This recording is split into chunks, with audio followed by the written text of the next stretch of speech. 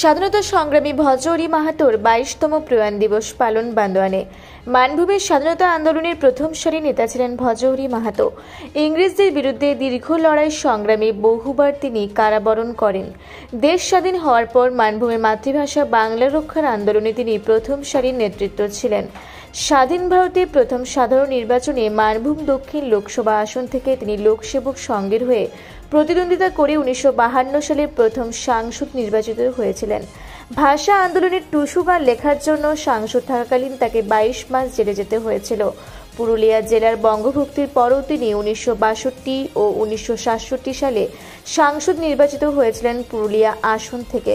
তার 22তম প্রয়াণ দিবস শ্রদ্ধার সঙ্গে পালন করা হলো বান্দোয়ান থানা সার্বজনীন নতুন দুর্গা মন্দির প্রাঙ্গণে।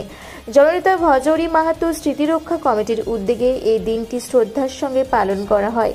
প্রথমে স্বাধীনতা সংগ্রামী তথা প্রাক্তন সংসদের মূর্তিতে মাল্যদান ও পুষ্পার্ঘ্য নিবেদন করেন উপস্থিত সকলেই। তারপরে ভজহরি মাহাতোর বিষয়ে স্মৃতিচারণ করেন উপস্থিত ভক্তরা। উপস্থিত ছিলেন লোকসেবক সংঘের সচিব সুশীল মাহাতো সহ অন্যান্য নেতৃত্ব ও এলাকার আপামর জনসাধারণ। এ বিষয়ে সাংবাদিকদের মুখোমুখি হয়ে কি জানালেন লোকসেবক সংঘের সচিব সুশীল মাহাতো, শুনুন।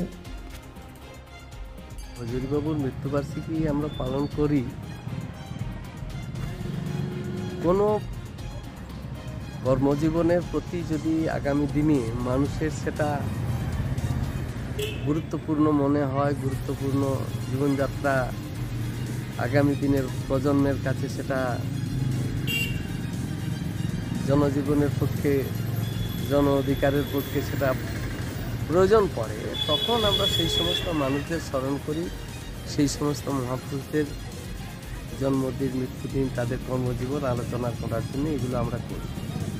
ভজহরি মাহাতো সেই পর্যায়েরই একজন মানুষ যে স্বাধীনতা আন্দোলন সহ মানভূমের মাতৃভাষা বাংলা রক্ষার আন্দোলন, বহু জনমুখী আন্দোলনের সাক্ষী ভজহরিবাবু, এবং দীর্ঘ লড়াই আন্দোলনের মধ্য দিয়ে যে অধিকার আমরা মানভূমের কিছু অংশ পুরুলিয়া নামে পশ্চিমবঙ্গের সঙ্গে যুক্ত হয়ে যদিও মাতৃভাষার অধিকার মিলেছে, কিন্তু 1912 সালে বাংলা থেকে অবিভক্ত বাংলার বিস্তীর্ণ এলাকা 1912 সালে বিহার, উড়িষ্যা প্রদেশের সঙ্গে যুক্ত করেছিল ব্রিটিশ সরকার স্বাধীনতা আন্দোলনকে ব্যাহত করার, দুর্বল করার লক্ষ্যে।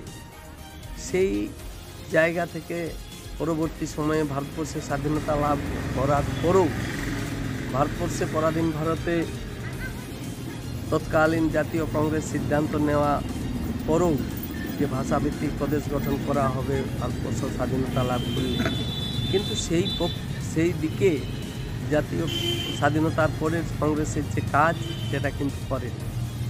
এবং স্বাধীনতার পরেও প্রতিটা মানুষ ভেবেছিল স্বাধীনতার পরে প্রতিটা মানুষ তার গণতান্ত্রিক অধিকার ভোগ করবে, এটাই হচ্ছে গণতান্ত্রিক জীবন। কিন্তু সেইটা ভারতবর্ষের মাটিতে ভারতবর্ষের মানুষ পায়নি। আমরা মানভূমের সবচাইতে আক্রান্ত হয়েছিলাম যে মানভূমের মানুষের মাতৃভাষার অধিকার কেড়ে নেওয়ার দিকে ছিল তৎকালীন মানভূম মানে কংগ্রেস, বিহার কংগ্রেস, তার সঙ্গে সহযোগিতা করেছিল কেন্দ্রীয় কংগ্রেস, এবং তার বিরুদ্ধে কংগ্রেস ত্যাগ করে লোকসেবক সংঘ গঠন করে তৎকালীন মানভূম কংগ্রেস এবং লড়াই আন্দোলনের মধ্য দিয়ে মানভূমের মানুষের মাতৃভাষার অধিকার বাংলা রক্ষা পায়।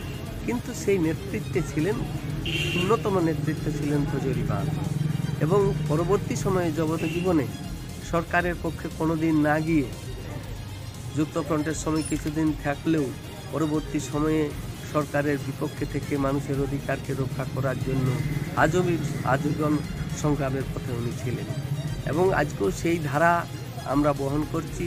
এবং এই কথা আমরা বলতে পারি যে সেই খণ্ডিত অংশ মানভূমের মাতৃভাষার অধিকার খর্ব করে রাখা হয়েছে।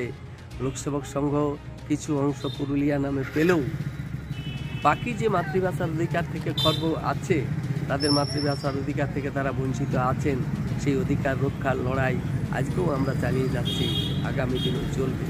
আমরা বলেছি যে অংশটা মাতৃভাষার অধিকার থেকে বঞ্চিত আছে সেই আন্দোলন আজকেও লোকসেবক সংঘের জারি আছে, এবং ভজহরিবাবুদের কাছে সেই প্রেরণা নিয়ে সেই নেতৃত্বের সঙ্গে কাছে অতুলবাবু, লাবণ্যপ্রভা ঘোষ, পিসি নিবারণ চন্দ্র, অরুণচন্দ্র ঘোষ এবং সমগ্র মানভূমের সেই সমস্ত